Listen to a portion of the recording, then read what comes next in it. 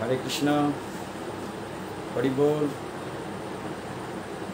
হরে কৃষ্ণ, হরি বল। অনাদিরাদি গোবিন্দের অশেষ কৃপায় আবার আমরা যুক্ত হতে পেরেছি আরেকটি পবিত্র একাদশী মাহাত্ম্যে। হ্যাঁ, সত্যি কথা বলতে কি, সময় এত দ্রুত গড়িয়ে যাচ্ছে, আমার কাছে মনে হয় যেন সেই দিন একটি একাদশী গেল, আজকে আবার একাদশী চলে এসছে।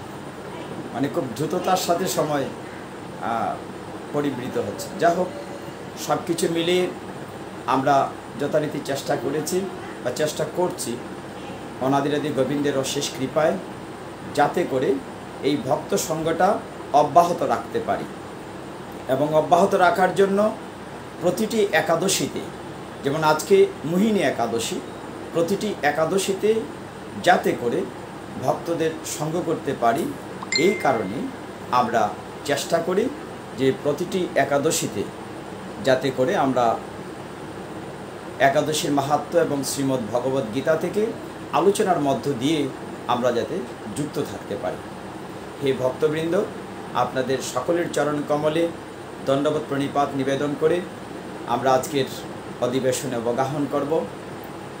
এই যে ঋতুচক্রের অমোঘ নিয়মে আমাদের শীত গ্রীষ্ম পরপর চলছে, অনেকে যুক্ত হচ্ছেন। সুমন চন্দ্র দাস, দাস সুজন কান্তি, অনেকেই, আমি হয়তো সকলের নাম বলতে পারবো না, কারণ অনুষ্ঠানে পড়া অবগাহন করলে পরে হয় কি মাঝে মধ্যে ওগুলো উচ্চারণ করলে টোটাল ইয়েটা ছেদ পড়ে যায়। যাই হোক, আমার অপরাধ নেবেন না, আশা করি সকলে শুনতে পাচ্ছেন। আমি একদম সোজাসুজি সামনে শুধু একটি মোবাইলকে রেখে এই অনুষ্ঠানটি করতে চেষ্টা করি, কোনো আলাদা মিনি মাইক্রোফোন ব্যবহার করতে চাই না, আমার কাছে একটু অস্বস্তি বোধ হয়। তো গোবিন্দের কৃপায় সরকার রুমও যুক্ত হয়েছে। হরে কৃষ্ণ। আমি সকলের নাম আর বলবো না, আমরা সরাসরি অবগাহন করছি। এই একাদশীটি মাহাত্ম্য আলোচনা করার পূর্বে আমি যেহেতু যথারীতি ঘোষণা দিয়েছিলাম যে আজকে আমরা 8:30টায় যুক্ত হব, যথারীতি প্রতিটি একাদশীতে 8:30টায় যুক্ত হই। আজকে বাইরে একটি প্রোগ্রাম ছিল, সেই প্রোগ্রাম শেষ করে এসে খুব তাড়াহুড়া ছিল আমার, তারপরে আমি চেষ্টা করেছি ইন টাইম স্টার্ট করতে, বাকিটা গোবিন্দের কৃপা। যাই হোক, যে কথা বলছিলাম যে একাদশী আজকে না কালকে, এই নিয়ে সংশয়টি প্রতিটি বা মাঝে মধ্যে কিছু কিছু একাদশীতে হয়ে থাকে। এই বিষয়টা আমি ইতিপূর্বে ক্লিয়ার করেছি, আমি আনুষ্ঠানিক প্রবেশের পূর্বে বিষয়টি আরেকবার সকলের জ্ঞাতার্থে বলতে চাই। এই বিষয়টি একদম ক্লিয়ার, এটি নিয়ে সংশয় থাকার কোনো কারণ নেই। অনেকেই বলেন যে গতকালকে একাদশীতে পঞ্জিকাতে, লোকনাথ পঞ্জিকা কিংবা অন্যান্য পঞ্জিকাতে গতকালকে তো অনেকে একাদশী করছেন, আজকে কেন, ইত্যাদি ইত্যাদি। আচ্ছা বলুন তো, পঞ্জিকাতে যে যা লেখা আছে আমরা কি তাই কি মানছি কোনো তিথি বা ব্রত করতে?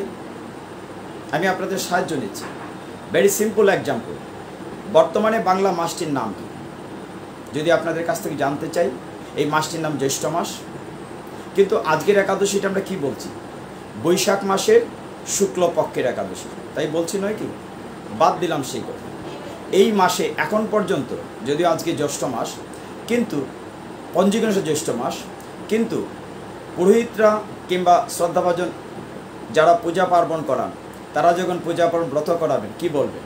তারা বলবেন যে একাদশী তিথ বৈশাখের মাসে, এখন শুক্লপক্ষে, কিন্তু কখনো জ্যৈষ্ঠ মাসও বলবেন না।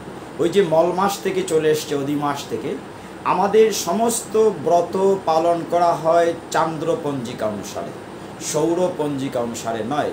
সেই চান্দ্র পঞ্জিকা অনুসারে যে হিসাবগুলো করা হয় সেটি হচ্ছে এই যে আমরা জানি যে ব্রতগুলো পালন হচ্ছে চান্দ্র হিসাবে, সেই হিসাবে চান্দ্রবৎসর 355 দিনে, সৌরবৎসর 365 দিনে। বাদ দেন সেই ঝামেলা করে। আরও সহজ করে বলি, প্রতিটি পঞ্জিকাতে কিংবা প্রতিটি সোলার সেকশনে সূর্যোদয় সূর্যাস্ত বলা থাকে, হিস্ট্রি বলা থাকে। প্রতিটি দিন আমরা জানি কয়টায় সূর্য উঠবে, কয়টায় সূর্য ডুববে। এখন সূর্যোদয় থেকে 1 ঘন্টা 36 মিনিট যদি আপনি পিছনে যান, সেই সময়টিকে বলা হয় ব্রহ্ম মুহূর্ত বা ব্রাহ্ম মুহূর্ত। 1 ঘন্টা 36 মিনিট পূর্বে সূর্যোদয়ের থেকে পেছনে গেলে যে ব্রহ্ম মুহূর্ত হয়, ব্রহ্ম মুহূর্তের সময় যদি দশমীর টাচ থাকে, দশমী স্পর্শ থাকে, দশমী বিদ্যা একাদশী বলি, সেইটি করা যাবে না। এই ব্রহ্ম মুহূর্তে যদি একাদশী স্পর্শ না করে সেটা করা যাবে না, একাদশী স্পর্শ করতে হবে। এই মোহিনী একাদশীর বেলা, এই একাদশীর বেলা হয়েছে অনলি 46 সেকেন্ড ডিফারেন্স, মানে টাচটা খুব অল্প সময়ের ব্যবধান হয়েছে। এই জন্য অনেকেই মনে করেছে যে গতকালকে আমরা একাদশী ব্রত পালন করেছি, করবো ইত্যাদি ইত্যাদি, একটি সংশয়ের কোনো কারণ নাই। হিসাবটি আপনি নিজেই করতে পারবেন। সূর্যোদয় থেকে 1 ঘন্টা 34 মিনিট পিছনে গেলে যে ব্রহ্ম মুহূর্ত হয়, ব্রহ্ম মুহূর্তে আপনি দেখবেন দশমী টাচ করেছে কিনা। দশমী বিদ্যা একাদশী করা যাবে না, কিন্তু সেটা একাদশী দ্বাদশী যেতে থাকুক, পড়াহে কোনো অসুবিধা নেই, সেটা করা যাবে।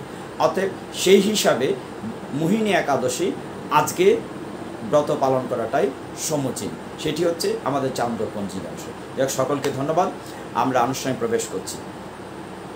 ওম অজ্ঞানতিমিরান্ধস্য জ্ঞানাঞ্জন শলাকয়া চক্ষুরুন্মীলিতং येन তস্मै শ্রী গুরুবে নমঃ। হে কৃষ্ণ করুণা সিন্ধু দীনবন্ধো জগৎপতে গোপেশ গোপিকাকান্ত রাধাকান্ত নমস্তুতে। তপ্ত কাঞ্চন গৌরাঙ্গী রাধে বৃন্দাবনেশ্বরী বৃষভানুসুতে দেবী প্রণমামি হরিপ্রিয়ে। বাঞ্ছাকল্পতরুভ্যশ্চ কৃপা সিন্ধুভ্য এব চ পতিতানাং পাবনেভ্যো বৈষ্ণবেভ্যো নমো নমঃ। জয় শ্রীকৃষ্ণ চৈতন্য প্রভু নিত্যানন্দ শ্রী অদ্বৈত গদাধর শ্রীবাসাদি গৌর ভক্ত বৃন্দ। হরে কৃষ্ণ কৃষ্ণ কৃষ্ণ হরে হরে, হরে রাম রাম রাম হরে হরে। হরে তৎসৎ। সুপ্রিয় ভক্তমণ্ডলী, আমরা অবগাহন করছি আজকের অনুষ্ঠানে। নিশ্চয়ই প্রচণ্ড গরম পড়েছে, বুঝতে পেরেছেন। কাজেই এর ভেতর দিয়েই আমি যদি একটু ভাবি, আমার পেছনে একটি পুরাণ আছে, আপনার নাম শুনেছেন হয়তো, গরুড় পুরাণ। গরুড় পুরাণে যে আমাদের নরক সম্পর্কে বিবরণ দেওয়া হচ্ছে, বা আমরা সকলেই হয়তো অনেকেই জানি যে আমাদের 28 প্রকার নরক আছে। কত তপ্ত জ্বালাময়, কোথাও তপ্ত তৈল কড়াই আছে, কোথাও হয়তো পুজ রক্তের নদী সাঁতরিয়ে যেতে হবে, কোথাও হয়তো আরও কঠিন কঠিন। সেই তুলনায় এই গরমটা হয়তো কিছুই না। কাজে আমরা মানসিকভাবে প্রস্তুতি নেই। আমি যদি ভালোভাবে জীবনযাপন না করে, দুর্লভ মনুষ্য নিয়ে কাজে না লাগাই, হয়তো এরকম কষ্ট আমাদের ভোগ করতে। যাই হোক, আজকের একাদশীটির নাম মোহিনী একাদশী। আমরা আজকে মোহিনী একাদশী নিয়ে কথা বলবো। আপনাদেরকে একটা বিষয় দেখাচ্ছি, সেটি হচ্ছে আমার হাতে দেখা যায় কিনা কুর্ম পুরাণ। কুর্ম পুরাণ বলে একটি পুরাণ আছে। আমাদের 18টি পুরাণের মধ্যে অন্যতম একটি পুরাণ হচ্ছে কুর্ম পুরাণ। তো আজকের একাদশীটি এই কুর্ম পুরাণে আছে। তো যাই হোক, আমি রেফারেন্স টেনে স্পষ্টভাবেই বলতে চেষ্টা করি যে কোথায় কি আছে। বলা হচ্ছে কুর্ম পুরাণে বৈশাখ শুক্লপক্ষের মোহিনী একাদশী ব্রত মাহাত্ম্য বর্ণনা করা হয়েছে। মহারাজ যুধিষ্ঠির, আমরা সকলেই জানেন ধর্মরাজ আমরা বলে থাকি, মহারাজ যুধিষ্ঠির অনাদিরাদি গোবিন্দ কৃষ্ণের কাছে গিয়ে বললেন, হে জনার্দন, বৈশাখ শুক্লপক্ষীয় একাদশীর কি নাম, কি ফল, কি বিধি, এ সকল কথা আমার নিকট বর্ণনা করুন। কে জানতে চেয়েছেন? যুধিষ্ঠির মহারাজ। কার কাছে? ভগবান শ্রীকৃষ্ণের কাছে। তখন উত্তরে ভগবান শ্রীকৃষ্ণ বললেন, হে ধর্মপুত্র, যুধিষ্ঠিরকে ধর্মপুত্র বলা হয় বা ধর্মরাজ বলে, হে ধর্মপুত্র, আপনি আমাকে যে প্রশ্ন করেছেন, পূর্বে ত্রেতা যুগে শ্রী রামচন্দ্র এই প্রশ্নটি করেছিলেন মুনিবর বশিষ্ঠের কাছে। অর্থাৎ বশিষ্ঠ মুনির কাছে শ্রী রামচন্দ্র যে প্রশ্নটি করেছিলেন যে বৈশাখ মাসে শুক্লপক্ষে একাদশীর কি নাম, কি মাহাত্ম্য, আজকে যুধিষ্ঠির মহারাজ আপনিও সেই বিষয়টা আমার কাছে জানতে চেয়েছিলেন। তিনি জিজ্ঞাসা করেছিলেন, হে মুনিবর, আমি জনক নন্দিনী সীতার বিরহজনিত কারণে খুব দুঃখে আছি। আপনি সকলেই জানেন ত্রেতা যুগে শ্রীরামচন্দ্র যখন সীতা দেবীকে নিয়ে বনবাসে ছিলেন, তখন লঙ্কার রাজা রাবণ সীতা দেবীকে অপহরণ করে নিয়ে গিয়েছিল। এখানে পত্নীহারা হয়ে শ্রীরামচন্দ্র যখন দুঃখে জীবনযাপন করছিলেন, তখন ওই বশিষ্ঠ মুনির সাথে তার দেখা আছে। অনিযুক্ত হচ্ছেন প্রদীপ কুমার প্রভু, সত্যজিৎ চক্রবর্তী, সকলকে আমার দণ্ডবত প্রণাম। আমি সকলের নাম হয়তো বলবো না, আমার অপরাধ নেবেন না। দেবী সরকার যুক্ত হয়েছেন, অনেকে যুক্ত হচ্ছেন, হবেন দেশ বা দেশের বাইরে। সকলের চরণকমল দণ্ডবত প্রণিপাত নিবেদন করে আমি আলোচনা কন্টিনিউ করতে চাই। আপনারা শুধু আমার জন্য কৃপা করবেন। যে কথাটি বলছিলাম, বশিষ্ঠ মুনির কাছে তিনি জানতে চেয়েছিলেন, হে মুনিবর, আমি জনক নন্দিনী সীতার বিরহজনিত কারণে খুব কষ্টে আছি, দুঃখে আছি। তাই একটি উত্তম ব্রতের কথা আমাকে বলুন, যে ব্রত পালন করলে আমার এই দুঃখটি দূর হয়ে যাবে। তখন এই কথা শুনে বৈশিষ্ট্যমণি কি বলেছিলেন? বলেছিলেন, হে রামচন্দ্র, তুমি তো উত্তম প্রশ্ন করেছ, যদিও তুমি তো স্বয়ং ভগবান, তোমার নাম স্মরণ করলেই মানুষ পবিত্র হয়ে যায়। তবু লোকের মঙ্গলের জন্য, মানে জগৎবাসী লোকের মঙ্গলের জন্য তোমার কাছে সর্বশ্রেষ্ঠ এই পরম পবিত্র ব্রতের মাহাত্ম্য বর্ণনা করছি।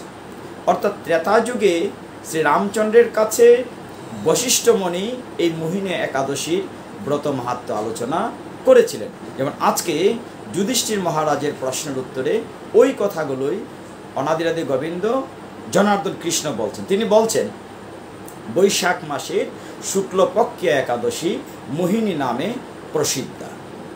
এই ব্রত প্রভাবে মানুষের সকল পাপ দুঃখ মোহজাল অচিরেই বিনষ্ট হয়ে যায়। তাই মানুষের উচিত সকল পাপ ক্ষয়কারী যে একাদশী করলে আমাদের পাপ ক্ষয় হয়ে যাবে, সর্বদুঃখ না আসেনি, এই একাদশী ব্রত আমাদের পালন করা অবশ্যই কর্তব্য। আমি প্রায়শই বলে থাকি, আচ্ছা বলুন তো, দুর্লভ মনুষ্যজন্ম পেয়েছি, হয়তো তেমন যাগযজ্ঞ হয়তো আমরা এই যুগে কিছুই করতে পারি না, দরকারও নেই। চৈতন্য মহাপ্রভু এসে নামযজ্ঞ নির্দেশ দিয়েছেন আর সহজ করে দিয়েছেন, আর সমীর প্রভু যুক্ত হয়েছেন, মাস্টারবাবু রিপন মন্ডল যুক্ত, সকলকে দণ্ডবত প্রণিপাত। আমি হয়তো আবারও বলছি, সকলের নাম হয়তো বলতে পারি না, আমার আলোচনাটাতে ছেদ করে, আমার অপরাধ নেবেন না মাস্টারবাবু। খুব খুশি হয়েছি যে এই একাদশীর রাত্রিটিকে আমরা কি বলি, সকলেই তো আমার সাক্ষী আছেন, আমরা হরিবাসর বলি। কেউ বলেছিলেন যে একাদশীর মাহাত্ম্য যদি আগের দিন বলা হতো কিংবা 1-2 দিন আগে বলা হতো তাহলে তো আমরা একাদশীটি পালন করতে পারতাম। কিন্তু আমি আবার একটু আশাবাদী বেশি, আমি ধরেই নেই যে ভক্তরা একাদশী ব্রত পালন করছে, এবং যেহেতু দীর্ঘদিন ধরে এই প্রোগ্রামটি কন্টিনিউ করছি, এবং আমি ধরেই নেই যে ভক্তরা, যেহেতু শাস্ত্রীয় নির্দেশনা দেওয়া আছে 8 বৎসর থেকে 80 বৎসর পর্যন্ত সনাতন ধর্মাবলম্বী মাত্রই অন্তত একাদশী ব্রতটি পালন করা আবশ্যকীয়।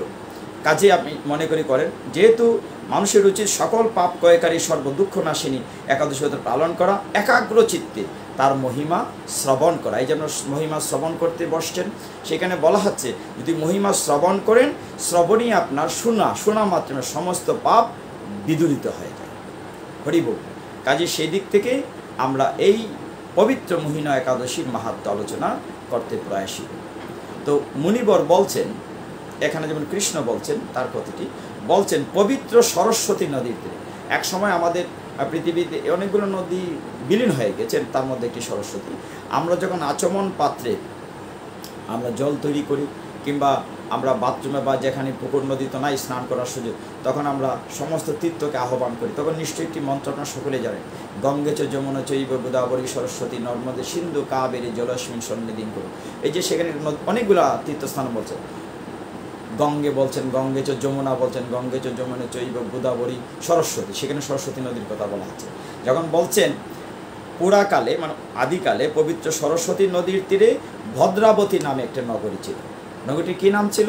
ভদ্রাবতী। সেই নগরীতে খুব সুন্দর সুশোভনা, সেই নগরীতে চন্দ্রবংশজাত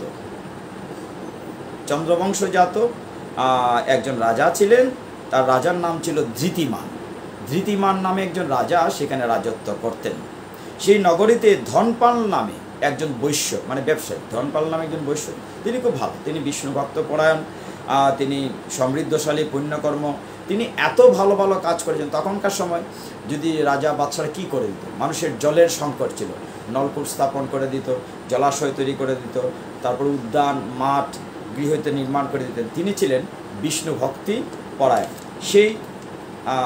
সেই যে ব্যক্তিটির কথা বললাম, অর্থাৎ যার নাম ছিল ধনপাল, সেই ধনপাল নামে বৈশ্য, তিনি কি করলেন, এরকম দান দক্ষিণা করতেন এবং ভালোভাবে জীবনযাপন করতেন। তিনি বিষ্ণু ভক্ত ছিলেন। কিন্তু তার কয়টি বাচ্চা ছিল জানেন? তার ছেলে মেয়ে ছিল অনেকগুলোই, 5 জন ছিল। 5 জনের মধ্যে নাম আছে, সুন্দর সুন্দর নাম আছে। শান্ত প্রকৃতির সেই ধনপাল বৈশ্যর সন্তানের নাম ছিল সুমনা, দ্যুতিমান, মেধাবী, সুকৃতি ও দৃষ্টবুদ্ধি। প্রতিটি সন্তান বিষ্ণুভক্ত বাবার মতোই ছিল। কিন্তু ছোট ছেলেটি যার নাম দৃষ্ট বুদ্ধি, সেই পঞ্চম ছেলেটি ছিল দুরাচারী। আমরা দুটি শব্দ ব্যবহার করে এখানে, যে সদাচারী, একটা হচ্ছে দুরাচারী। সদাচারী মানে কি? যিনি সৎ আচরণ করেন, অর্থাৎ ভগবান নির্দেশিত নীতি নির্দেশন মেনে যিনি জীবনযাপন করেন, তিনি হচ্ছেন সদাচারী। আর সে ছেলেটি ছিল দুরাচারী, সে সর্বদা পাপকর্মে লিপ্ত থাকত। সে পরস্ত্রী গমন করত, বেশ্যাসক্ত ছিল, নেশাসক্ত ছিল, লম্পট ছিল, দ্রুত ক্রীড়া মানে জুয়া পাশা ইত্যাদি খেলত। সেই দৃষ্টবুদ্ধি ছেলেটি, ধনপালের ছেলেটি খুব খারাপ জীবনযাপন করত। এরকম যখন সে অন্যায়ের কার্যে লিপ্ত থাকতো, দুষ্ট স্বভাবের ছিল, এই করতে গেলে তার নিশ্চয়ই টাকা পয়সা দরকার। তখন তার পিতা তো ধনাঢ্য ব্যক্তি, তার পিতার অনেক ধন দৌলত ক্ষয় করে ফেলেছে। সব সময় সে যে জিনিসটি খাওয়া উচিত নয় সনাতন ধর্মের, অবক্ষ ভক্ষণ করত, সুরাপানে মত্ত থাকত। একদিন সে ধনপাল একদিন পথ চলছিলেন, ধনপাল রাস্তায় যাচ্ছেন, হঠাৎ দেখলেন তার সেই ছোট ছেলেটি দৃষ্টধূমি, সেই দৃষ্টবুদ্ধি ছেলেটি রাস্তা দিয়ে অনেকটি বেশ্যার গলা জড়িয়ে, একটি কোলটা বেশ্যা রমণীর গলা জড়িয়ে ধরে নিঃসংকোচে ঘুরে বেড়াচ্ছে। পিতা লজ্জায় মাথা হেট করার মতো, তিনি খুব কষ্ট পেলেন। তিনি নির্লজ্জ পুত্রকে একদম মেইন রাজপথে চৌরাস্তার মুখে এরকম করতে দেখে তিনি মর্মাহত হলেন, তিনি মনে কষ্ট পেলেন। তিনি কি করবেন?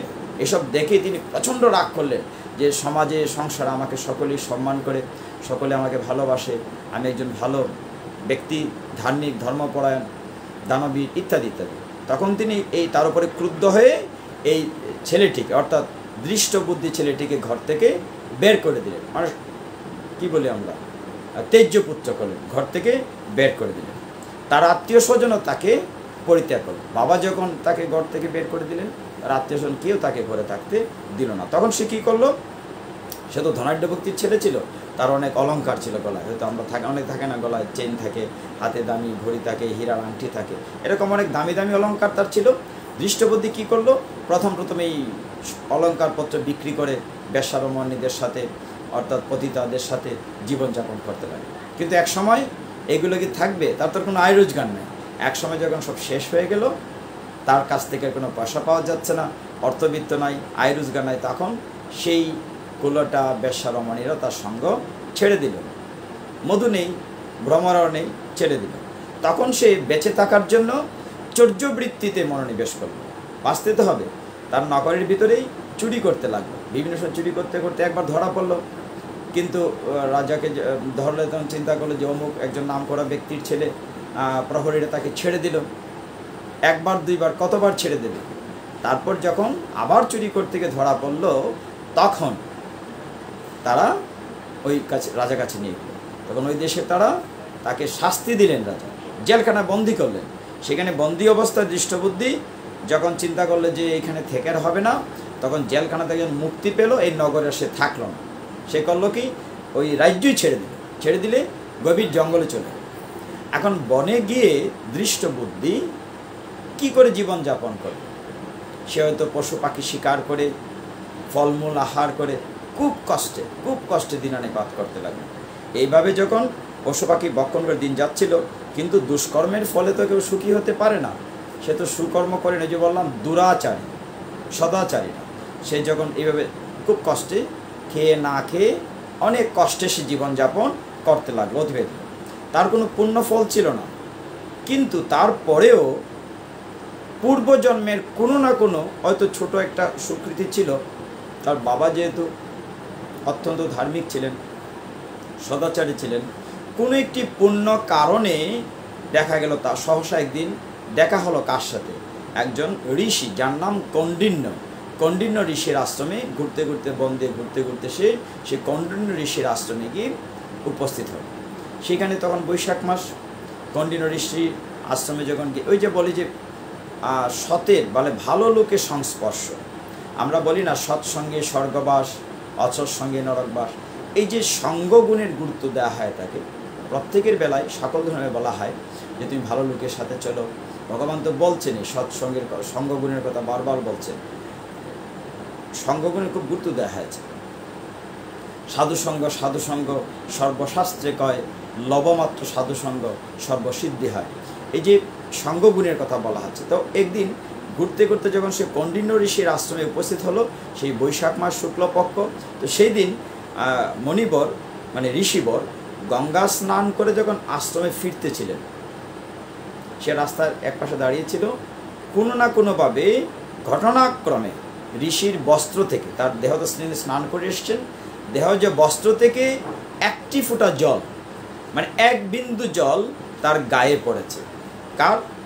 দৃষ্ট বুদ্ধি, ওই যে দনপালের ছোট ছেলে, তার গায়ে যখন একটি বিন্দু জল পড়েছে, অমনি তার মস্তিষ্কে সুবুদ্ধি মানে ভালো সুবুদ্ধি কাজ করতে শুরু করেছে। সুবুদ্ধি কাজ করতে শুরু করেছে, সর্বনাশ, আমি সারাটা জীবন কি করলাম, দুর্লভ মনুষ্য জন্ম পেয়ে আমি শুধু খারাপ কাজ করেছি, পরস্ত্রী গমন করেছি, নেশা করেছি, অভক্ষ ভক্ষণ করেছি, খারাপ কাজ করেছি, অর্থাৎ মনুষ্য জন্মকে কাজে লাগেনি। যখন তার মনের ভিতরে অনুশোচনা আসতে শুরু করলো, তিনি ওই ঋষিবরের একদম কৌণ্ডিন্য ঋষির চরণে বলে, প্রভু কৃতাঞ্জলি পুট হয়ে প্রণাম করে দণ্ডবত প্রণাম করে বলছে, ঋষিবর, আমার জীবনটা বৃথা হয়েছে, আমি অনেক পাপ করেছি জীবনে, আমাকে একটু প্রায়শ্চিত্ত করার সুযোগ দেন, আমি কি করে এখান থেকে উত্তরণ করব। হে ঋষি শ্রেষ্ঠ, যে পুণ্য প্রভাবে আমি এই ভীষণ দুঃখ যন্ত্রণা থেকে মুক্তি লাভ করতে পারি তা কৃপা করে বলুন। সে তো সব কষ্টে ছিল, বনের জঙ্গলের ভিতরে খেয়ে না খেয়ে কত কষ্টে ছিল। তখন সেই মহামণি বশিষ্ঠ ওই যে কাহিনীর কীভাবে বলছিলেন দেখুন, তখন সেই ঋষিবর কৌণ্ডিন্য ঋষি বলছেন, শোনো হে দৃষ্ট বুদ্ধি, এই বৈশাখ মাসে শুক্লপক্ষে এমন একটি একাদশী আছে যার নাম হচ্ছে মোহিনী একাদশী। তুমি যদি মোহিনী নামে সেই প্রসিদ্ধ একাদশীটি ব্রত পালন করো, তাহলে ব্রতের ফলে তোমার যত পাপ করেছ, শুধু তাই না, পূর্বজন্মেরও যদি তুমি পাহাড় প্রমাণ যদি পাপ করে থাকো, সেই পাপ তোমার ক্ষয় হয়ে যাবে, পাপ রসে ক্ষয় হয়ে যাবে, তুমি সুন্দর জীবনযাপন করতে হবে।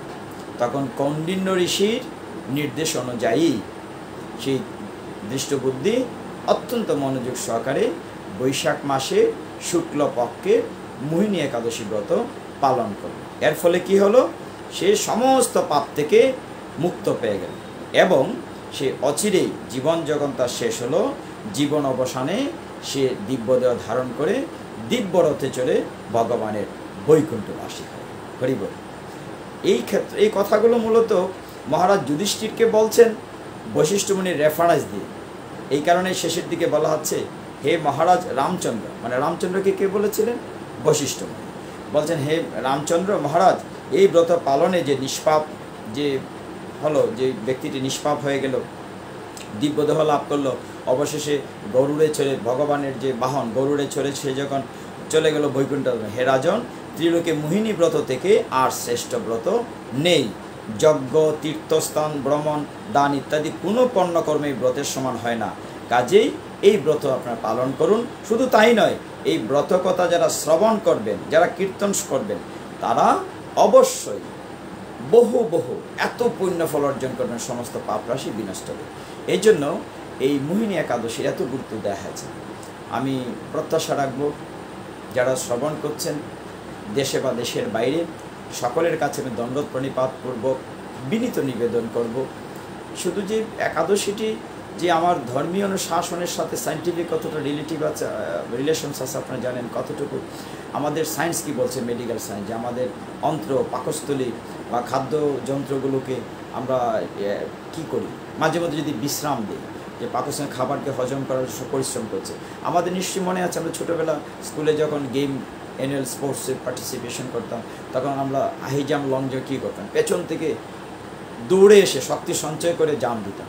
তাহলে আমাদের যখন অঞ্চলগুলো পরিশ্রম করছে খাদ্য হজম করার জন্য, তখন মাঝে মধ্যে তাকে যদি আমরা রেস্ট দিই, মাস অন্তত 2 বার, 2টা একাদশীতে আমরা উপবাস করি, তাহলে কি হবে, এগুলো রেস্ট পাবে, তাদের মধ্যে আরও শক্তি সঞ্চিত হবে। সব কিছু যদি মিলিয়ে ফাস্টিংটা মেডিকেট এবং চিকিৎসা বিজ্ঞান ফাস্টিং অত্যন্ত গুরুত্ব দিয়ে থাকে। তবে সনাতন শাস্ত্র উপবাসটাকে শুধু ফাস্টিং বলছে না। সনাতন শাস্ত্র বলছে, আমি পুরাণ দেখিয়ে বলেছি আপনাদেরকে, সনাতন শাস্ত্র বলছে প্রতিটি একাদশীতে উপবাস, নট অনলি ফাস্টিং। উপবাস মানে নিকটে বাস, বাংলা ব্যাকরণে যদি আমরা বলি উপবাস, নিকটে বাস। কার নিকটে বাস?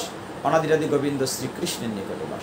এখন বলবেন ঘরে কত কাজ আছে, চাকরি আছে, ব্যবসা আছে, গৃহকর্ম আছে, এত কাজ ফেলে ভগবানের নিকটে কি করে বসে থাকো? ভগবান উত্তর দিয়েছেন, না তোমার কাজ ফেলে বসার কথা তো বলি নাই, হাতে কাজ বুকে নাম।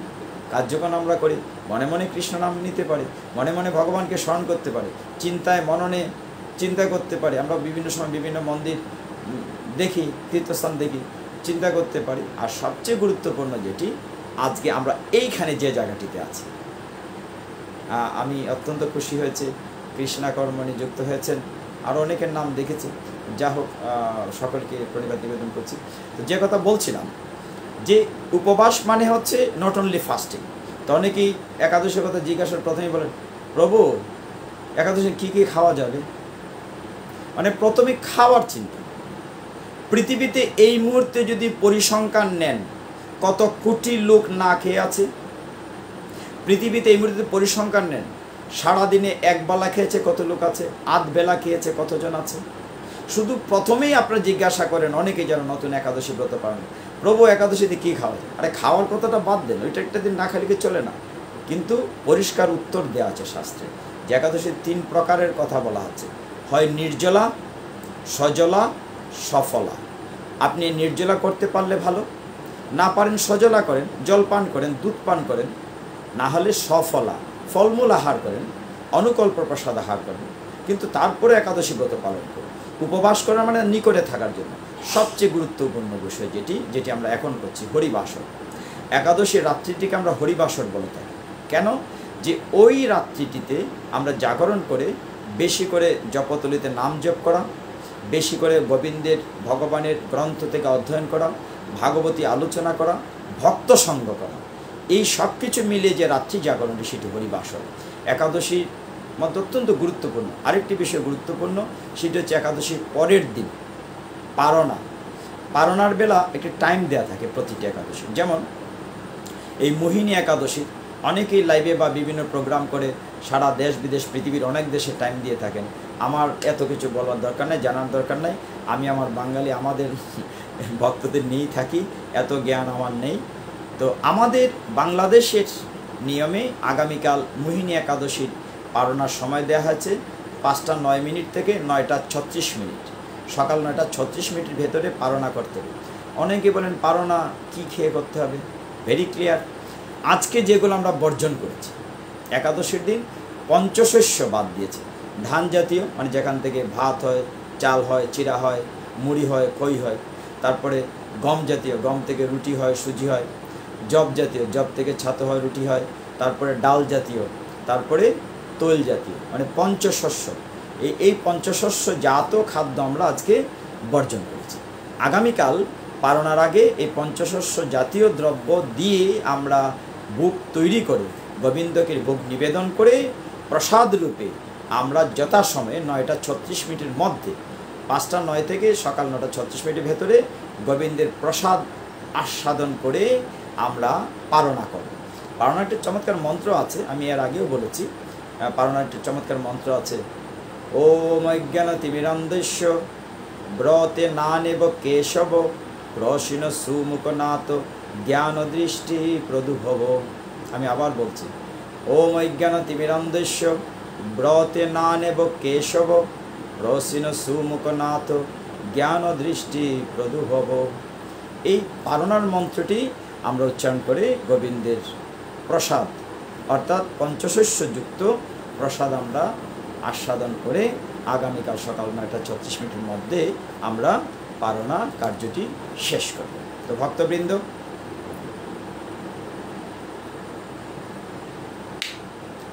আমরা তাহলে একাদশীর মাহাত্ম্যের আলোচনাটি এখানে আমরা বিশ্রাম রাখব। এইবার আমরা গীতা থেকে কথা বলবো। আপনারা সকলেই জানেন যে শ্রীমদ্ ভগবদ্ গীতার একটি ধারাবাহিক আমরা আলোচনা করে আসছি। অনেকেই পরে যুক্ত হচ্ছেন, সরকার বিকাশ, নিপেশ সরকার, অনেকেই হরে কৃষ্ণ, প্রণাম, কৃষ্ণপ্রীতি। তো অনেকেই যুক্ত হচ্ছেন। আমরা গীতা অবগাহন করব। ইতিপূর্বে আমরা যেহেতু মাসে 2টি এপিসোড করছি, ইতিপূর্বে আপনারা নিশ্চয়ই যারা ইতিপূর্বে সংযুক্ত ছিলেন বা অন্যান্য এপিসোড দেখেছেন, সরাসরি প্রোগ্রামগুলো পড়েও দেখা যায়, কিংবা আমার নামে একটি ইউটিউব চ্যানেলও আছে, PRAMATHA, প্রমোদ সরকার টাচ করলে পাবেন, ইউটিউবে আছে। এইগুলো আবার ইউটিউবে রেখে দেওয়া হয়। বা পরবর্তীতে খুঁজে পাওয়া যায়। যা হোক, যে কথাটি বলছিলাম যে শ্রীমদ্ ভগবদ্ গীতা আমরা সকলেই জানেন, অনাদি গোবিন্দের পদ্মমুখ নিঃসৃত অমৃত বাণী। আমরা বলেই থাকি মহাভারতের বিশ্ব পর্ব থেকে 18টি অধ্যায় 700 শ্লোক নিয়ে সপ্তশতী গীতা শ্রীকৃষ্ণদ্বৈপায়ন বেদব্যাস পৃথক করে সকলের জন্য সহজ করে দিয়েছেন। কিন্তু অনেকেই বলে ভগবানের মুখ নিঃসৃত বাণী। না, 700 শ্লোক ভগবানের মুখ নিঃসৃত নয়। একটি শ্লোক বলেছে অন্ধ রাজা ধৃতরাষ্ট্র, 40টি হয়তো সঞ্জয় বলেছেন, অর্জুন হয়তো 85টি বলেছেন, আর 574টি ভগবানের পদ্মমুখ নিঃসৃত অমৃত। সব কিছু মিলিয়ে 700 শ্লোক 18টি অধ্যায়। তো আমরা ধারাবাহিকভাবে আলোচনায় ইতোপূর্বে এর আগের একাদশীতে আমরা 12 নম্বর মানে দ্বাদশ অধ্যায় পর্যন্ত আলোচনা করেছিলাম। দ্বাদশ অধ্যায়টি ছিল সম্ভবত ভক্তিযোগ। আজকে আমরা ত্রয়োদশ অধ্যায়, ত্রয়োদশ অধ্যায়ের নাম হচ্ছে ক্ষেত্র ক্ষেত্রজ্ঞ যোগ। আমরা কি বলি এই অধ্যায়টির নাম? ক্ষেত্র ক্ষেত্রজ্ঞ যোগ।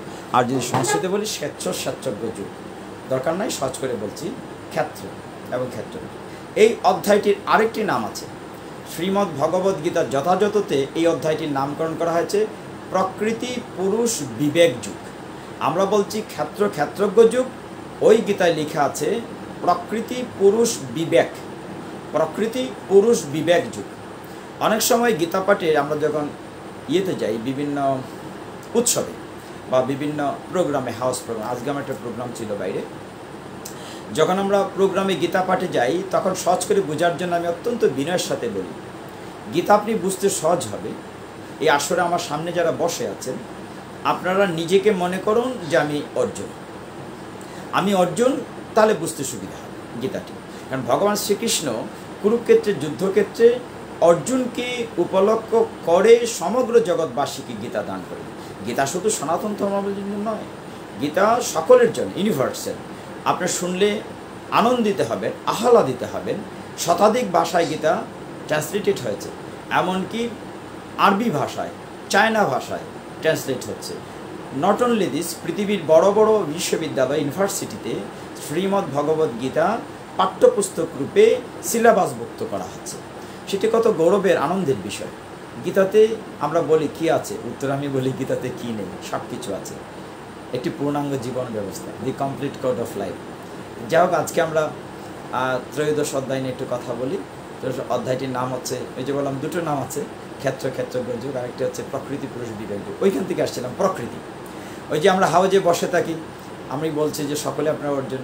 কোথাও কোথাও অনেক মাতাজিরা, মহিলারা আমাদেরকে আবার প্রশ্ন করেন, আপনি যে বলছেন আমরা সকলে অর্জুন হলে বুঝতে সুবিধা হবে কৃষ্ণের বাণী গীতা, আর আমরা তো মহিলা, আমরা কি করে পুরুষ হই? এবার আমি দেখুন, শাস্ত্র বলছে একমাত্র পুরুষ, পুরুষোত্তম অনাদিরাদি গোবিন্দ, আর সকলে হচ্ছে প্রকৃতি। দেহগত গঠনে ভিন্ন হতে পারে, কেউ মহিলার দেহের আকৃতি, কেউ পুরুষের দেহের আকৃতি, কেউ শিশু আকৃতি, কেউ খর্বাকার আকৃতি, দেহ আকৃতিগত ভিন্নতা থাকতে পারে, কিন্তু আমরা সকলেই হচ্ছি প্রকৃতি। একমাত্র পুরুষ, পুরুষোত্তম অনাদিরাদি গোবিন্দ শ্রীকৃষ্ণ। এই জন্য অধ্যায়টির নাম প্রকৃতি পুরুষ এবং বিবেক।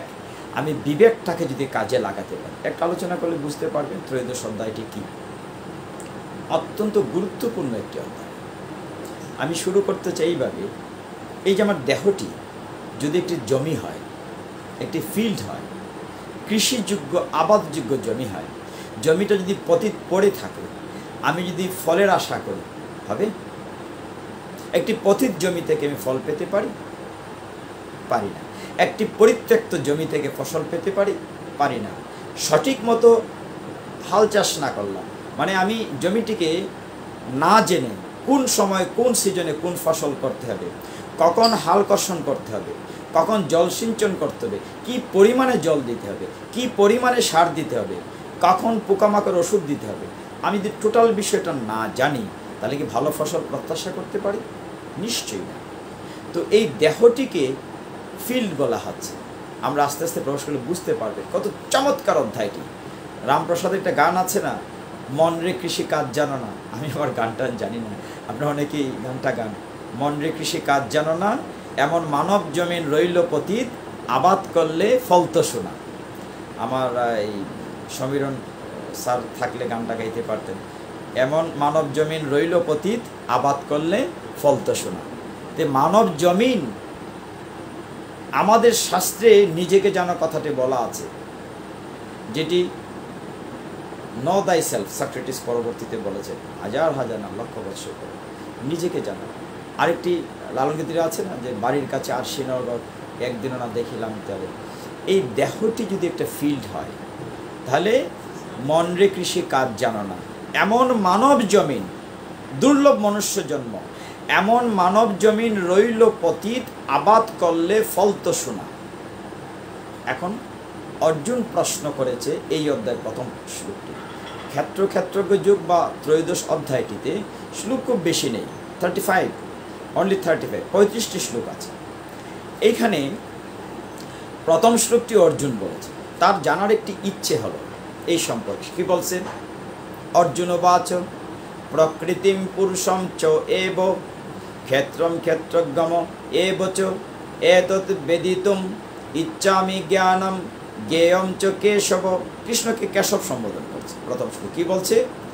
প্রকৃতিম পুরুষম চ এব, প্রকৃতি পুরুষম চ এব। ওই যে অধ্যায়টির একটা নাম বলছে প্রকৃতি পুরুষ বিবেক যুগ। প্রকৃতিম পুরুষম চ এব ক্ষেত্রম ক্ষেত্রজ্ঞম এব চ এতৎ বেদিতুম ইচ্ছামি। তার ইচ্ছাটা কি? জ্ঞানম জ্ঞেয়ম চ কেশব। কেশবকে বলছে, কৃষ্ণকে কেশব সম্বোধনে বলছে যে তিনি কেশী নামক দানবকে বধ করেছেন, তাই নাম কেশব। বলছে হে কেশব, প্রকৃতি পুরুষ ক্ষেত্র ক্ষেত্রজ্ঞ জ্ঞান ও জ্ঞেয় কাকে বলে তা বুঝিয়ে বলো।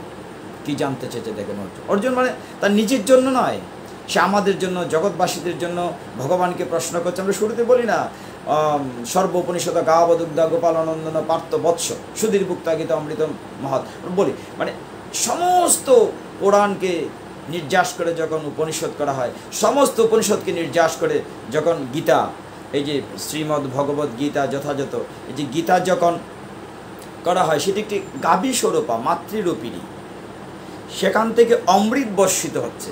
অমৃত দোহন কে করাচ্ছেন? বলা হচ্ছে অমৃত দোহন করাচ্ছেন নন্দনন্দন শ্রীকৃষ্ণ।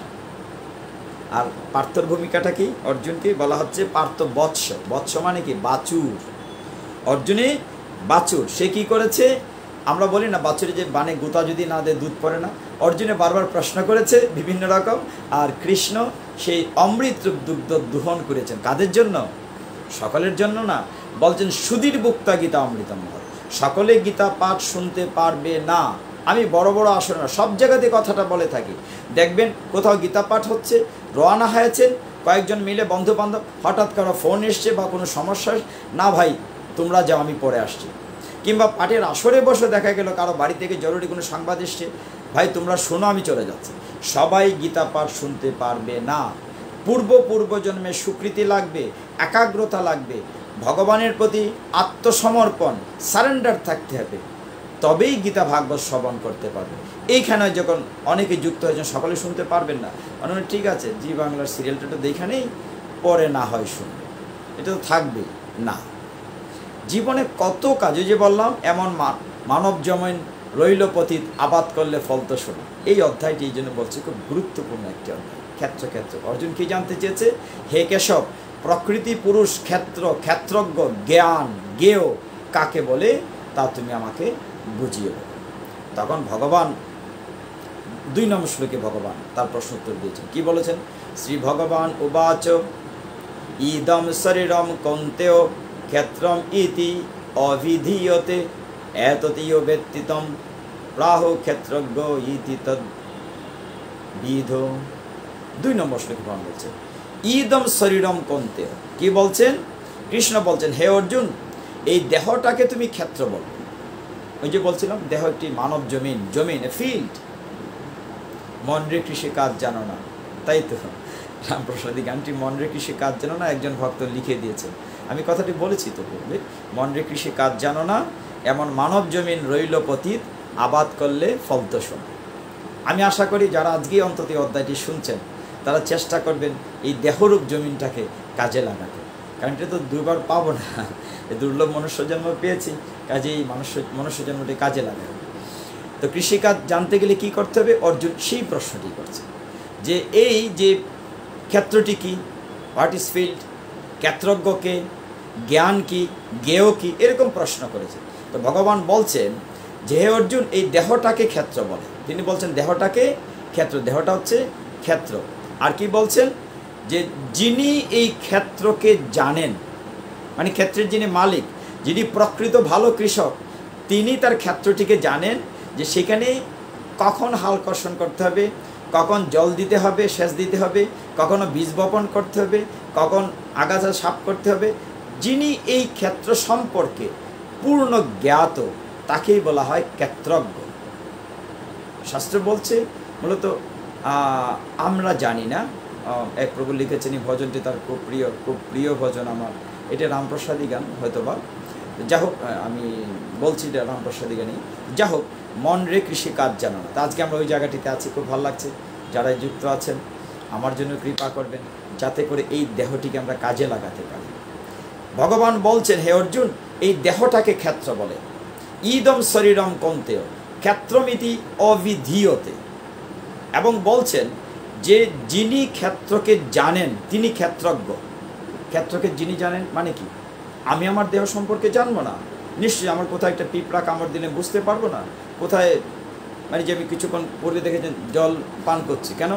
যে আমার গলা বলছে যে তৃষ্ণার্ত, আমার এখন জল পান করা দরকার। তার মানে কি, আমার ক্ষেত্র সম্পর্কে আমি এখন, এখানে শাস্ত্রে বলা হচ্ছে গোবিন্দকে, তিনি সবচেয়ে বেশি জানেন ভালো, তিনি সমস্ত ফিল্ডের মালিক। আমরা টুকরা টুকরা জমির হয়তো নামজারি ছাড়াই মালিক হয়ে গেছি, কিন্তু গোবিন্দ সমস্ত বিশ্ব ব্রহ্মাণ্ডের মালিক। বলছেন মনে রেখো আমি ক্ষেত্রের ক্ষেত্রজ্ঞ। ত্রয়োদশ অধ্যায় 3 নং শ্লোকে ভগবান বলছেন মনে রেখো, তিনি বলছেন মনে রেখো, রিমেম্বার, আমি ক্ষেত্রের ক্ষেত্রজ্ঞ। ক্ষেত্রে ও ক্ষেত্রজ্ঞের প্রভেদ জ্ঞানী শ্রেষ্ঠ। অর্জুন বলছিল জ্ঞান কি, তিনি বলছেন 3-4টা প্রশ্ন ছিল, ক্ষেত্র কি, ক্ষেত্রজ্ঞ কে, জ্ঞান এবং জ্ঞেয় কি। ভগবান বলছেন এই দেহটা হচ্ছে ক্ষেত্র, আর যিনি দেহ সম্পর্কে জানেন তিনি হচ্ছেন ক্ষেত্রজ্ঞ। আর এই যে ক্ষেত্র এবং ক্ষেত্রজ্ঞর যে বিভেদ তফাৎটি যিনি বুঝাতে পারবেন, যে জিনিসটা হলো আমরা সেটা বুঝতে পারবো, সেটি হচ্ছে জ্ঞান, দি নলেজ। তখন ভগবান বলছেন 6 নম্বর শাসন শ্লোকে সুন্দর করে বলেছেন মহাভূতানি অহংকার। দেখেন কি সুন্দর হচ্ছে, মহাভূতানি, মহাভূতানি মানে সমস্ত যে পঞ্চভূত, মহাভূত। আমি আস্তে আস্তে আলোচনায় আসবো। ধন্যবাদ, প্রণাম, বহু সুন্দর লেগেছেন। আপনাদের মতো মহান বৈষ্ণবদের কথা বলেছেন, পূর্ণ লেখাটি আসেন। যাই হোক, আমি অধম প্রভু, আমি একেবারে জ্ঞানহীন, বিদ্যাহীন, বুদ্ধিহীন, কিন্তু আমি চেষ্টা করি গীতাটিকে সহজ করে উপস্থাপন করার জন্য। ভগবান এই ত্রয়োদশ অধ্যায়ে 6 এবং 7 বলছেন মহাভূতানি অহংকার বুদ্ধি অব্যক্তম এ বচ। আমার যেটি ব্যক্ত করা যাচ্ছে না, ইন্দ্রিয়ানি দশই কম, একটা না 10টা, 10 ইন্দ্রিয়, পঞ্চ ইন্দ্রিয় গুচরাহ। আমরা সবটিকে তো জানি না, আমরা জানি না যে 5টা জ্ঞান ইন্দ্রিয়, 5টি কর্মেন্দ্রিয়, এই কথা তো আপনারা জানেন। চক্ষু, কর্ণ, নাসিকা, জিহ্বা, ত্বক, এই 5টিকে আমরা জ্ঞান ইন্দ্রিয় বলি। কর্মেন্দ্রিয় যেগুলো কাজ করে, বাক, পানি, পাদ, পায়ু, উপাস্ত, সেটা হচ্ছে কর্মেন্দ্রিয়। এই 5টি জ্ঞান ইন্দ্রিয়, 5টি কর্মেন্দ্রিয়, এটা কাজ করে তুমি বুঝতে। আমরা যখন কোথাও কোনো জিনিস আমরা উপলব্ধি করি দৃশ্যত, সে কে করে চক্ষু। যখন আমরা কোনো কিছু শ্রবণ করব, সেই কাজটি কে করে কর্ণ। কোনো জ্ঞানটি নিতে চাই ঘ্রাণের মাধ্যমে, সেই কাজটি করে দেয় নাসিকা। আমরা যদি টেস্ট নিতে চাই, জাল কম হলো, লবণ বেশি হলো কিনা, জিহ্বা, স্বাদ। আবার যদি অনুভূতি, স্পর্শ, টাচ করে বুঝতে চেষ্টা করি, তখন আমরা ত্বকের ব্যবহার। সমস্তগুলো হচ্ছে জ্ঞান ইন্দ্রিয়, আর 5টি হচ্ছে কর্মেন্দ্রিয়। এই 5, 5, 10 এবং এইটাকে যে লিড করছে সেটা হচ্ছে মন। 5, 5, 10 রেখে 11। এখন 11 জনের কথা বলি। আমি খুব সহজ করে একটা বিষয় বলতে চাই। অনেকেই একাদশী বিভিন্নভাবে ব্যাখ্যা করে। আমরা ছোটোবেলা আমাদের এলাকায় একটি প্রোগ্রাম হতো, যেহেতু মনে এসছে বলে ফেলি, আপনাদের হয়তো অনেক জায়গায় হয়েছে। হুড়ি গান, হুড়ি গান শুনেছেন না? কেউ কেউ উলি গান, এখন হুড়ি গান। তো হুড়ি গান যখন আইলরে বসন্তকাল নানান বৃক্ষে মেলে ডাল, এরকম গান টান হতো হুড়ি গান। আমরা ছোটোবেলাকে উপভোগ করতাম, সারা রাত মাতাজিরা কীর্তন করে কাজ করতেন। এইগুলো সংস্কৃতি উঠে গিয়েছে এখন। তো হুড়ি গানে হতো কি, হুড়ি গানের শেষে এমন বিভুর কেউ কেউ হয়ে যেতেন ভক্ত, তার অষ্টসাত্ত্বিক ভাব। আমরা তখন অষ্টসাত্ত্বিক বুঝতাম না, বলতাম কি ফিট লেগে গেছে, দশা লেগে গেছে। দশা লেগে গেছে বলতাম, আমরা আবার দেখতাম তার দাঁত কপাটি লেগে আছে কিনা, জিহ্বা দাঁতের মধ্যে আটে, চামচ দিয়ে জিহ্বা ফাঁক করে দেয়, যেটাকে আমরা দশা বলতাম। তখন কি হতো, যে গানটি শুনে তার এই ভাব হয়েছে, অচেতন হয়ে গিয়েছেন, তার শরীর অষ্টসাত্ত্বিক ভাব দেখা দিয়েছে, তখন ওই গানটিকে আবার প্রথম থেকে একাধিকবার বা একবার বা বারবার গেলে পরে he or she will be the normal, সে আবার স্বাভাবিক হতো।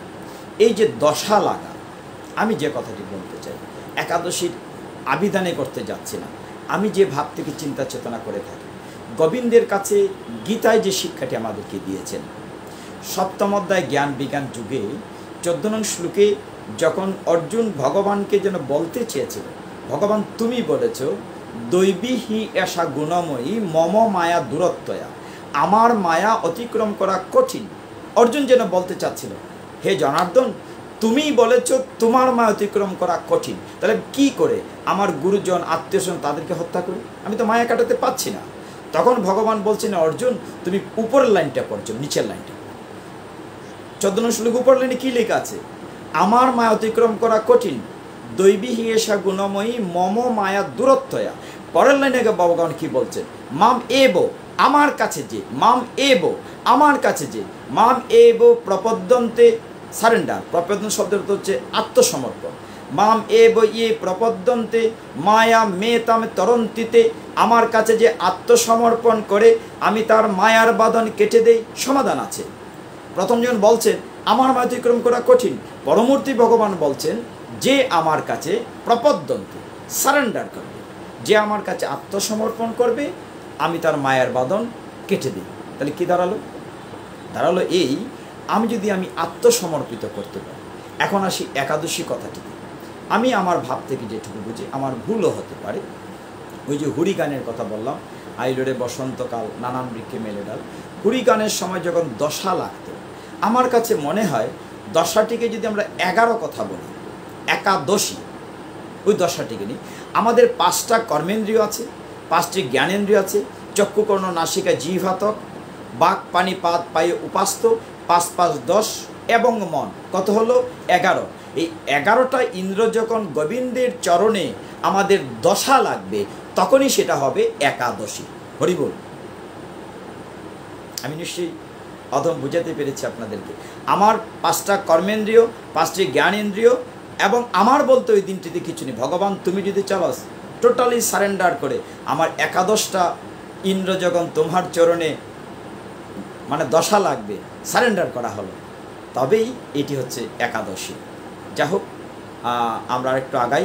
এইভাবে ভগবান ত্রয়োদশ অধ্যায়ে ক্ষেত্রজ্ঞ এবং জ্ঞান জ্ঞেয় এই কথাগুলো অর্জুনকে উপলক্ষ করে সমগ্র জগৎবাসীকে তিনি দেখাচ্ছেন। তারপরে বলছেন যে দেখো, খুব সুন্দর করে 19 নং শ্লোকে বলছেন, ইতি ক্ষেত্রম তথা জ্ঞানম জ্ঞেয় চো অক্তম সমাসত মদভক্ত এতদ বিজ্ঞায়, মদভক্ত ভগবান বলছেন আমার ভক্ত, মদভক্ত এতদ বিজ্ঞায় মদভাবয়া উপপদ্যতে।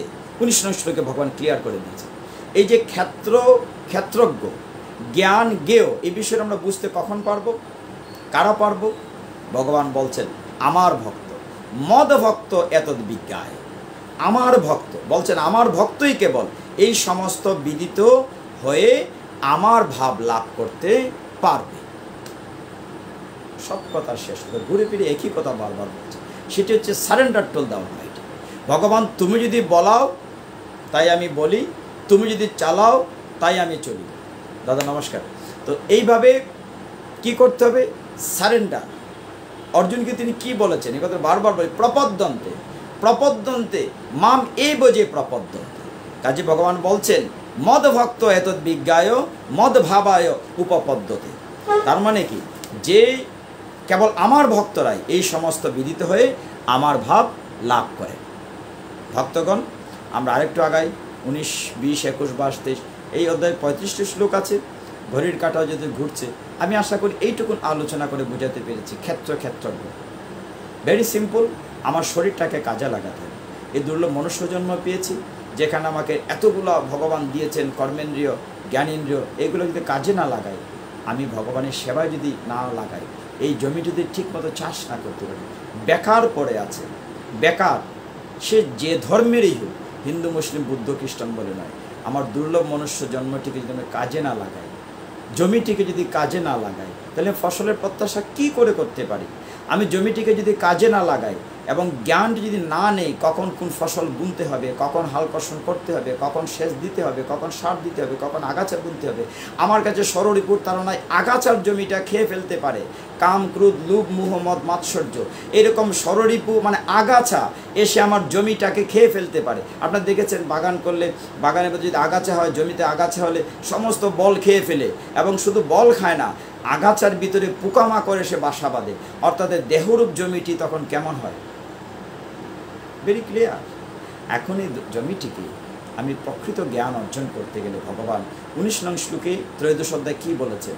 বলেছেন ইতি ক্ষেত্রম তথা জ্ঞানম জ্ঞেয়ম চ উক্তম সমাসত মদভক্ত এতদ বিজ্ঞায় মদভাবায় উপপদ্যতে। তার মানে কি, আমার ভক্তরা, ভগবান কেন বলছেন? যদি আমার সেই জ্ঞানটি প্রস্ফুটিত হয়। হায়রে, যে এত এত গুরুত্ব দিয়ে ভগবান জোর দিয়ে বলছেন, তুমি আমার কাছে সারেন্ডার টু মি অর্জুন, আমার কাছে আত্মসমর্পণ করো, আমি আমি আমি তোমাকে পথ দেখাবো।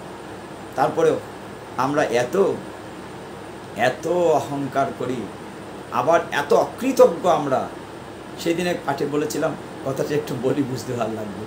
অনেকে আমরা এতটা অকৃতজ্ঞ, পাঠ কীর্তন গীতা ভাগবতের আয়োজন করি, করে আবার জুড়ে বলি, ভগবান দেখো তুমি আমাকে দিচ্ছ না, হ্যাঁ আমি আরও বড় লোক কেন হলাম না, আমি এই হলাম না, তুমি আমাকে দিচ্ছ না, তুমি বড্ড কৃপণ, দিচ্ছ না ইত্যাদি ইত্যাদি। এটার তো উত্তর সহজ আছে। তিনি তো দেওয়ার জন্য দোকান খুলে বসে আছেন। মনে করুন আমার যোগ্যতা দিয়ে আমি নিয়ে আসবো দোকান থেকে, আমার যদি সঞ্চয় থাকে, পকেটে টাকা থাকে, দাম সকলের জন্যই সমান। মনে করুন ভগবান গুড় বিক্রি করতে বসেছেন, হয়তো 100 টাকা কেজি গুড়। এখন আমার পকেটে যদি 100 টাকা থাকে, তবেই না আমি 1 কেজি আনতে পারবো। আমার পকেটে 50 টাকা থাকলে আমি আধা কিলো আনতে পারবো, 25 টাকা থাকলে 250 গ্রাম আনতে পারবো, ঠিক নয় কি? এখন আমার যদি কর্ম না থাকে, আমি ভগবানকে বলে আমাকে দিচ্ছ না কেন 1 কেজি, আর আমার তো সেরকম স্বীকৃতি থাকতে হবে। কাজে জমি ভালো হলে, চারা ভালো হলে এবং তার নিয়ম জানলে আমরা সেই চাষ করতে পারবো। যাই হোক, আমরা আরেকটি শ্লোক 18 নম্বরটা বললে আর একটু ভালো হতো, যে এই বিষয়টা ক্লিয়ার। আমি যদি চলে গেছি মদ ভক্ততে, 18 শ্লোকটিতে ভগবান এত সুন্দর একটি কথা বলেছেন। আপনারা একটা জায়গায় অধ্যায়ে বলেছিলাম, নিশ্চয়ই মনে আছে, পছন্দ করো, বলছিলাম যে বৈকুণ্ঠ ধাম সম্পর্কে, ভগবত ধামটি কেমন। সেখানে বলেছে যে সেখানে ন সূর্যা ন শশাঙ্ক, মানে এই জায়গাটিতে আলোর জন্য সূর্যের দরকার নাই, চাঁদের দরকার নাই, এমন একটি জায়গা ভগবত ধাম। সেটি হচ্ছে জ্যোতির্ময়। সেখানে 18 শ্লোকে এই অধ্যায়ে ভগবান বলছেন জ্যোতিষাম অপি তৎ জ্যোতি তমস পরম উচ্চতে জ্ঞানম জ্ঞেয়ম জ্ঞান গম্যম হৃদি সর্বস্ব বিষ্টিতম। একটু খেয়াল করেন মন দিয়ে, 28 শ্লোকে ভগবান এখানে জ্ঞানের কথা বলছে। তিনি সমস্ত জ্যোতিষ্কের পরম জ্যোতিকে গোবিন্দ, তাকে সমস্ত বলা হচ্ছে সমস্ত অন্ধকারের অতীত অব্যক্ত বলা হয়। ভগবান যেখানে আছেন সেখানে আলোকময়। আমরা বলি না, কৃষ্ণ হয় সূর্য সম, মায়া হয় অন্ধকার, যেতা কৃষ্ণ তথা নাহি মায়ার অধিকার। কৃষ্ণ হয় সূর্য সম, মায়া হয় অন্ধকার, যেতা কৃষ্ণ তথা নাহি মায়ার অধিকার। এই জন্য ভগবান কি বলছেন, জ্যোতিষাম অপি তৎ জ্যোতি তমস পরম উচ্চতে জ্ঞানম জ্ঞেয়ম জ্ঞান গম্যম হৃদি সর্বস্ব বিষ্টিতম। বলছেন তিনি সমস্ত জ্যোতিষের মানে জ্যোতিষ্কের সমস্ত গ্যালাক্সি অল লাইটেড সমস্ত জ্যোতিষ্কের তিনি পরম জ্যোতি, তাকে সমস্ত অন্ধকারের অতীত অব্যক্ত বলা হয়। তিনি জ্ঞান, তিনি জ্ঞেয় এবং তিনি জ্ঞান গম্য, তিনি সকলের হৃদয়ে অবস্থিত। এই জায়গাটা একটু খেয়াল করুন।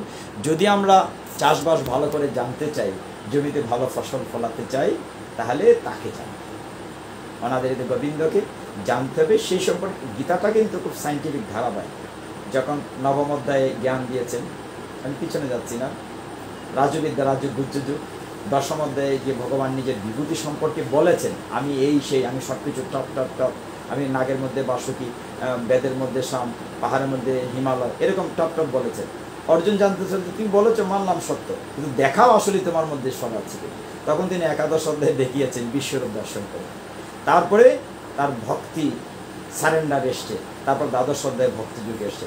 এইবার আমার ভক্তি আসলো, ভগবান সম্পর্কে জানলাম, তিনি সব কিছু, তারপরেও যদি আমার জমিটাকে চাষ না করি, জমিতে কি ফসল ফলতে পারে না জানি, কি করে হাউ টু কালটিভেট আওয়ার এই ফিল্ড, আমরা কাল্টিভেশনটা না জানি, তাহলে how can we need a ভালো একটা ফসল কি করে আমরা প্রত্যাশা করতে পারি, একটা হারভেস্টিংটা ভালো হবে কি করে করতে। এই ক্ষেত্রটি এসে ত্রয়োদশ অধ্যায়ে এসেছেন ধারাবাহিকভাবে ভগবান বলছেন এই জ্ঞানটাই নেই, তিনি প্রকৃত জ্ঞানী, তিনি জ্ঞেয়, তিনি জ্ঞানগম। তিনি বলতে ভগবান, তিনি হচ্ছে মূল জ্ঞান, তিনি হচ্ছেন জ্ঞেয়, তিনি হচ্ছেন জ্ঞানগম্য, এবং তিনি সকলের হৃদয়ে অবস্থিত। পরমাত্মা জীবাত্মা আমরা বলি তো, আমরা ভগবানের চিৎ অংশ। আরো সহজ করে বলি, ভগবান আমরা কি বলি? সচ্চিৎ আনন্দের বিগ্রহ। এখন ভগবানের যদি অংশ হয়, তাহলে আমরাও আনন্দের বিগ্রহ কেন নয়? একটা বিশাল সমুদ্র বলেন, নদী বলেন, জলাশয় বলেন, এই জলাশয়ে সমস্ত জল আর একটি বিন্দু জল একই জিনিস। এখানে আমি জানি অনেক শিক্ষিত টিচাররা আছে, পানি বা জল যাই বলে, হাইড্রোজেন 2 ভাগ, 1 ভাগ অক্সিজেন, H2O, এই সংকেত লিখি কেমিস্ট্রিতে আমরা। একটা বিন্দু জলে যে গুণ আছে, এক পুষ্করিণী জলে তো সেই গুণ আছে, এক সমুদ্রে সেই গুণ আছে। অনাদির আদি গোবিন্দ যদি পূর্ণ হয়, আমরা যদি অংশ হই, অংশের কাজ হচ্ছে পূর্ণের সেবা করা, তাহলে আমার মধ্যে সচ্চিদানন্দ ভাবটি নিশ্চয় আছে। এই জন্য আমরা কি করি? নিজের অজান্তে হলো প্রতিটি মানুষ আমরা আনন্দের প্রত্যাশী, থার্স্টিনেস থাকে ফর জয়নেস। কেউ হয়তো টেলিভিশন থেকে আনন্দ পায়, কেউ তাস খেলে আনন্দ পায়, কেউ আড্ডা দিয়ে আনন্দ পায়, কেউ হয়তো গল্প করে আনন্দ পায়, কেউ গান করে আনন্দ পায়, কেউ নৃত্য করে আনন্দ পায়। সকলেই কিন্তু সর্বদা প্রতি মুহূর্তে আনন্দের অন্বেষণ করছে। কেন? আমরা সচ্চিৎ আনন্দ বিগ্রহের অংশ, আমরা জীবাত্মা পরমাত্মার অংশ। এই জন্য বলছেন ভগবান যে এই জ্ঞানটি যে নিতে পারবে, তবেই তার ক্ষেত্রটিকে কাজে লাগাবে। 25 শ্লোকে এসে ভগবান কি বলছে? যে কেউ কেউ পরমাত্মাকে অন্তরে ধ্যানের দ্বারা দর্শন করে। পরমাত্মা যে এখানে আছেন জানতে পারে কি করে? কেউ কেউ ধ্যানের দ্বারা জানতে পারে, কেউ হয়তো দর্শন করে ধ্যান করে, কেউ হয়তো সাংখ্য যুগের দ্বারা।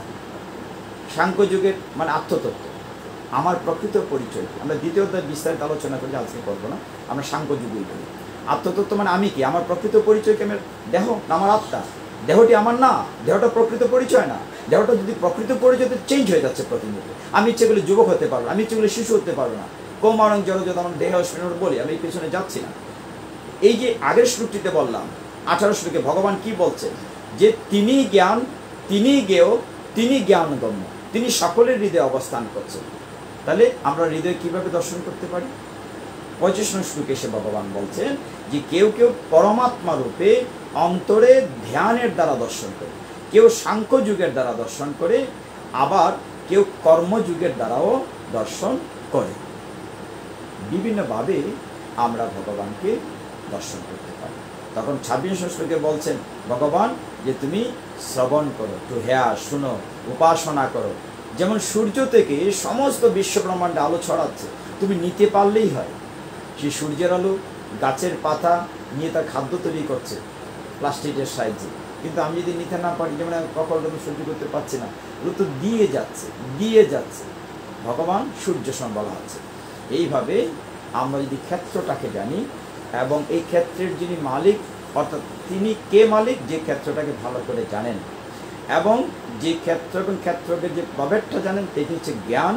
এবং সেটা জানতে গেলে ভগবানকে হৃদয়ে স্থাপন করে দর্শন করতে হবে। কঠিন কিছু না, উপলব্ধির বিষয়। কেমন? যদি ভক্ত সঙ্গ করেন, যদি সনাতন শাস্ত্রের নির্দেশনা আমরা প্রতিপালন করি। এই জন্য ভগবান বলছেন, অর্জুন তোমরা সকলে হচ্ছে প্রকৃতি, আর একমাত্র অনাদির আদি গোবিন্দ হচ্ছেন পরম পুরুষ।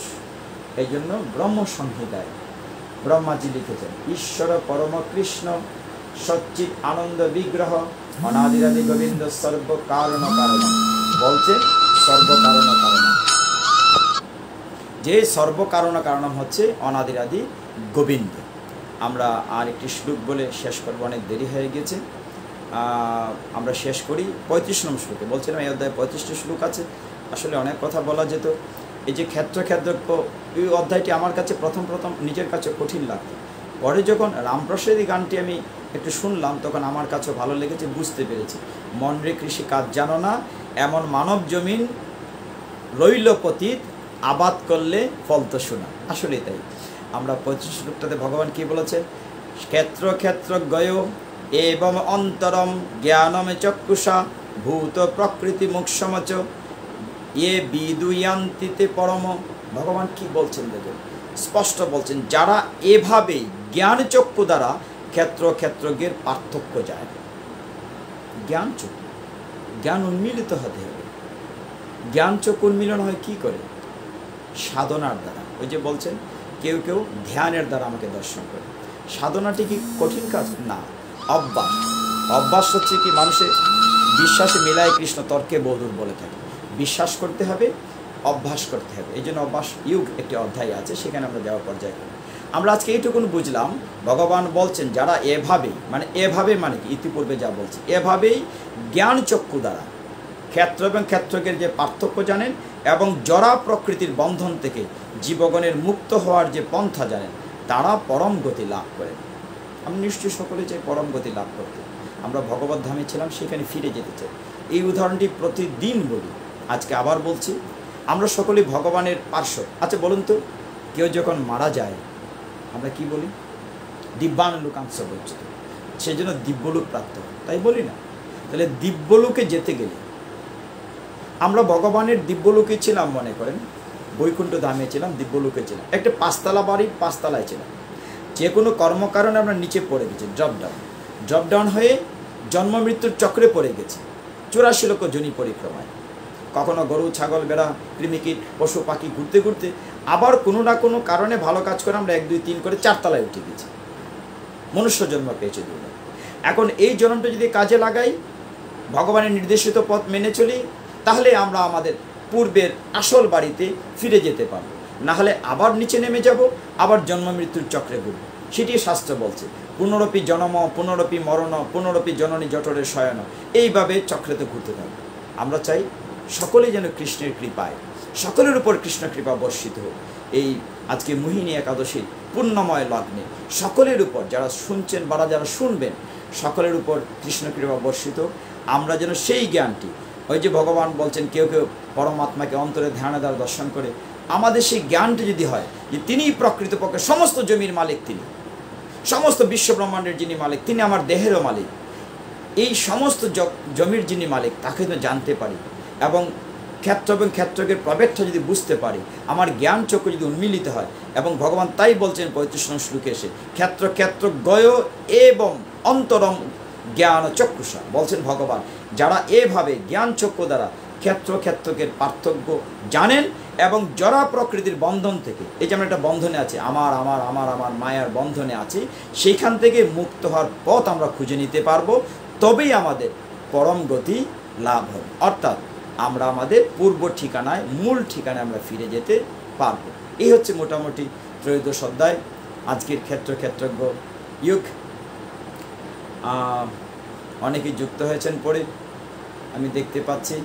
যা হোক, সকলের চরণ কোনো দণ্ড প্রণিপাত নিবেদন করছি। এই একাদশী আসলে আমার যত ক্লান্তি থাক খুব ভালো লাগে, যে অন্তত ভক্ত সংখ্যা করার একটা সুযোগ পাই। লাইভে যারা আসেন বা যারা পরে যুক্ত হন, সকলকে দেখার একটি সুযোগ থাকে। আসলে দুর্লভ মনুষ্যজন্ম, সুযোগ তো পাওয়া যায় না সবসময়। এই সুযোগটা একমাত্র এইভাবে করে নেওয়ার একটা চেষ্টা। ওই যে বললাম, কোনো জিনিসের ভালো খারাপ দুটো দিকই আছে। হয়তো মহামারী করোনা ভাইরাস আমাদেরকে অনেকের জীবন অকালে নিয়ে যাচ্ছে, অনেক আমরা আত্মীয়স্বজনকে হারাচ্ছি। আসুন না আজকে এই মোহিনী একাদশীর পূর্ণ লগ্নে আমরা অনাদিরাদি গোবিন্দর কাছে, সেই ক্ষেত্রে যিনি মালিক, তার কাছে প্রার্থনা করি, হে অনাদিরাদি গোবিন্দ, তুমি কৃপা করে, তুমি তো করুণার সিন্ধু, তুমি কৃপা করে আমি সজল নয়নে যুক্ত করে তোমার কাছে মিনতি করছি।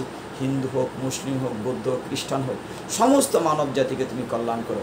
তুমি তো মহামহিম, তুমি তো করুণার সিন্ধু, সকলকেই মহামারী করোনা ভাইরাসের হাত থেকে রক্ষা করো। যারা আমাদেরকে ছেড়ে অকালে চলে গেছেন, তারা যেন স্ব ধামে ফিরে যেতে পারেন, তারা যেন দিব্যধামবাসী হন, তাদেরকে তুমি কৃপা করো। আর যারা আছেন, যারা অসুস্থ, তাদের সুস্থ করে দাও, এবং যারা এখনও বেঁচে আছেন, তাদেরকে তুমি নির্ভয়ে জীবনযাপন করার সুযোগ করে দাও। হে অনাদিরাদি গোবিন্দ, তোমার রাতুল চরণে এই প্রার্থনা জানিয়ে আজকে আমরা শেষ করব। আমরা সর্বে সুখিনো ভবন্তু, সর্বে সন্তু নিরাময়া, সর্বে ভদ্রাণী পশ্যন্ত, মা কষ্টিত দুঃখ ভাগ হবে। এই পৃথিবীর সকল প্রাণী সুখী হোক, সকলে নিরুখ হোক, কেউ যেন দুঃখ ভোগ না করে। ওম শান্তি শান্তি শান্তি, হরি ওম তৎসৎ। আমার ভুল ত্রুটি ক্ষমা করবেন। ওম যতস্কর পরিভ্রষ্ট মাতৃহীন চেদ্ভবেদ পূর্ণাঙ্গ ভবতে তৎসর্বম তৎপ্রসাদাজ্জনাম করা। চৈতন্য মহাপ্রভু যে নামের কথা সুযোগ করে দিয়েছেন সেটি আমরা বলে শেষ করব সকলে মিলে।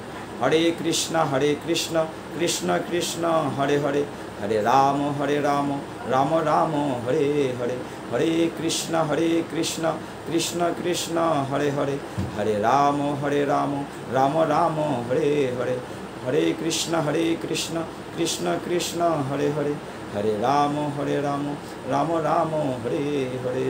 পরম তৎসৎ। আগামীতে আবার হয়তো কোনো লাইভ প্রোগ্রামে দেখা হবে। ততক্ষণ আপনার সকলেই ভালো থাকুন, সকলের উপর কৃষ্ণ করে বর্ষিত হোক, সমস্ত পৃথিবীর মানুষ সুখে থাকুক, সকলে নিরূপ থাকুক। আমার জন্য আপনার কৃপা করবেন। আমি নরাধম। আশা করি আগামী কোনো না কোনো এপিসোডে আবারও দেখা হবে। হরে কৃষ্ণ।